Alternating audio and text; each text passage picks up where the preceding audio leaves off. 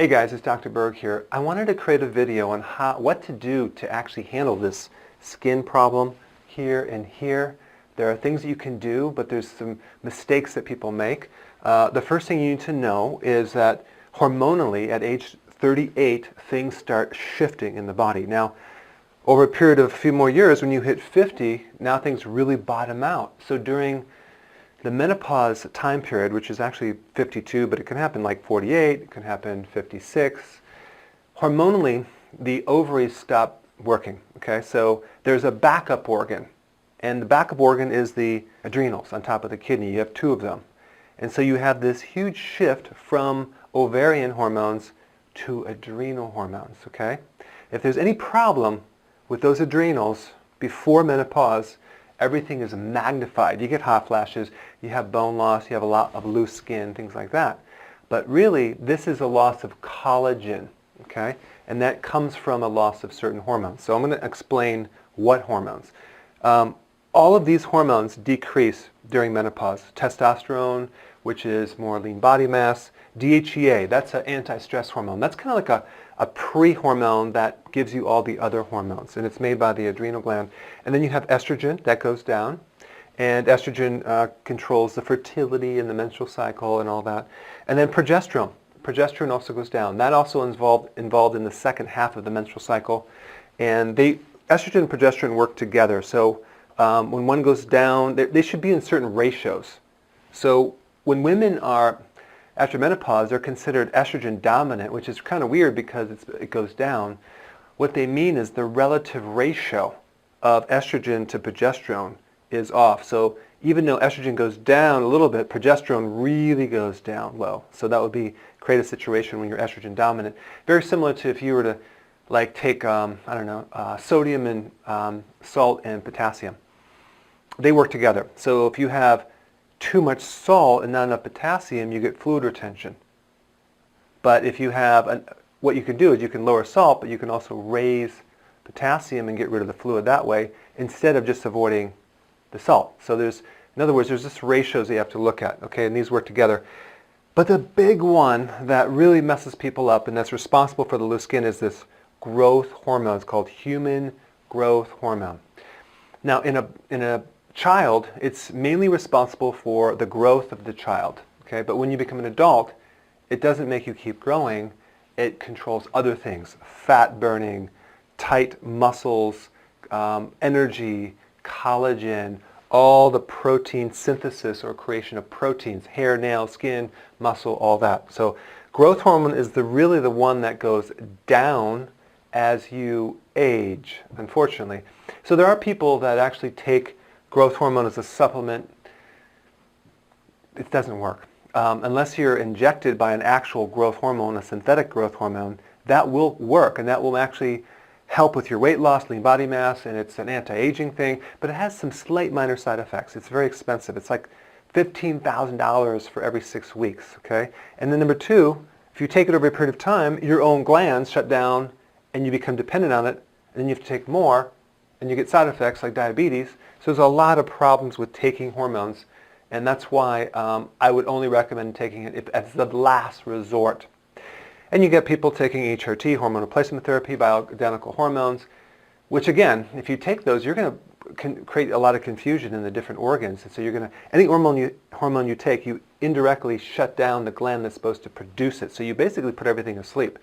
Same thing with the thyroid. You take it over a period of time, and then the thyroid doesn't have to produce anymore. Okay.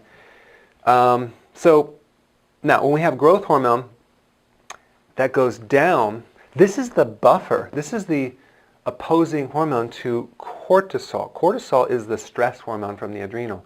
That's the one that's very destructive on your protein. So if that's too high, your body becomes in what's called a catabolic state or a cannibalistic. It breaks down proteins faster than it's building back up.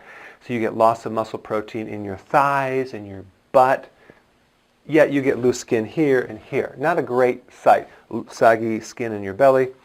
So really the loose skin is a combination of not enough growth hormone and too much cortisol. But remember, cortisol might test normal in your blood, but the ratio is very, very high cortisol, low growth hormone. So even though it's normal, it has nothing to oppose it. There's nothing to buffer it. There's nothing to kind of minimize it. So it's just a free cortisol that goes out there and destroys everything. So it's too much of this and not enough of this. So in the next part, I'm going to show you what to do about this situation. So check this out.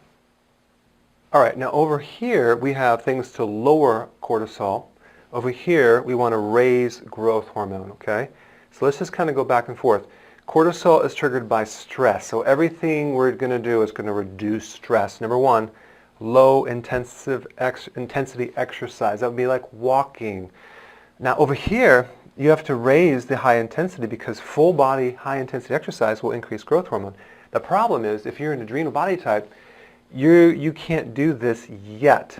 So you're going to have to do walking for a period of time, because just because you're an adrenal body type doesn't mean you're always going to be an adrenal type. You want to get out of that type and shift over here to be able to increase the growth hormone, but we have to get you sleeping first to be able to handle this intensive exercise. But ideally we want to work up to more intense exercise. So you're going to walk at first, and then as you graduate slowly or gravitate into higher intensity, you want to do high intensity, full body, short workouts with lots of rest. Now the P90X is a great workout, but I would extend that rest longer if you had an adrenal problem, because the key is you could be overtraining, especially if you're doing high intensity every day and you're not sleeping. You're not going to actually lose weight. Your body's going to turn to mush. I had a lady that did the boot camp, and she was just, her whole body turned to atrophy, just skin hanging on her body, and just no tone at all. So that person, maybe she should work out once a week, but the whole key is recovery, okay?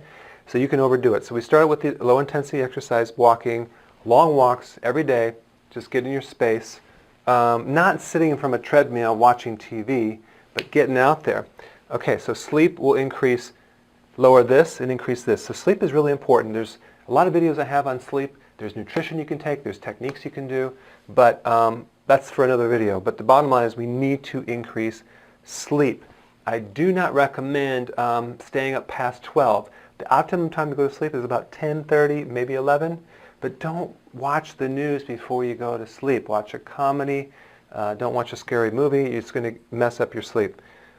Number 3, support the gland. Again, there's techniques I have, acupressure, nutrition. You can support the gland instead of the hormone. That would be smart. Avoid stress, mainly stressful people, relationships that you're involved with. That always messes someone up. I have a gal who's stuck with this particular individual and she can't get out of it. She's married, she has kids, and she has a situation because he's not willing to change, so it's a constant battle. That messes everything up. Then you compound that with menopause, not a pretty sight, okay? But we want to try to do things to avoid stressful people and situations. Potassium foods, important. That's the leafy greens, huge salads, not bananas or sugar. B vitamins, nutritional yeast is the best B vitamins. I would highly recommend that. These two actually lower stress. And then avoid sugar, because that will raise this as well, okay? Now over here, intense exercise, sleeping, protein does trigger growth hormone, but not a lot. If you have too much, it'll increase insulin, which will inhibit this. So we want just a little bit, maybe 3 to 4 ounces each meal. And but we need some protein. If you're a vegetarian and you don't have the density of protein, it's very difficult to stimulate growth hormone, okay? Animal meat or animal products is the best for this, but just small amounts. Okay, intermittent fasting. Now with this one, it's not necessarily you have to fast for days, but if you actually eat all these snacks between the meals, that's messing up the liver, and that keeps the liver overworking all the time. If you did 3 meals a day and no snacks, that would be intermittent fasting, okay? That's what I consider intermittent fasting. Even if you did breakfast and then a good lunch and you didn't eat anything after that, that would be intermittent fasting. That will increase growth hormone. But if you're snacking and grazing, yeah. Why? Because the liver is where the growth hormone works through. So that liver is the hub, and that's connected to the digestion. So anything that is a strain on the digestion will slow the liver and slow this hormone. So if you have constipation, for example, or bloatedness or a gallbladder problem, it's going to be hard to raise this because growth hormone comes from the brain, goes right through there, and doesn't always work. And then the next one is the decreased cortisol. Fixing this and avoiding sugar again will also improve these. So these are kind of the basic things that I look at if a person wants to tighten up their skin and lose weight. I'm going to look at all these things. I'm going to find out which one can we implement that they're not already doing. I'm going to look for ways that I can improve things they're doing but make it better. And these are a kind of a good flow chart that you can use to tighten things up. And you'll see over the next months the skin will start coming back and the collagen will start coming back. One last thing, and that has to do with digestion. If your stomach is not strong enough as far as the acidity, and the way you know that it's not strong enough is you get indigestion, bloating, acid reflux, GERD. That means you don't have enough acid. Watch my videos on that. Then you can't break down the collagen or the protein to be able to assimilate and pull it into your skin. That could be a reason why you have loose skin too, because you're just not digesting it. So if that's the situation, you can take something to acidify the stomach and really pull in that collagen into the cells to allow your skin, nails, hair, collagen to come back. And a really acidic stomach will allow you to absorb the minerals too, especially the trace minerals. And there's other videos I have that show about what trace minerals do. But trace minerals are basically minerals needed in small amounts that allow the protein to work better in your body. And that would be one supplement that might be very helpful if you have also hair loss and brittle nails, things like that. So it's not the big thing, but it'll actually kind of assist in that area. Okay, so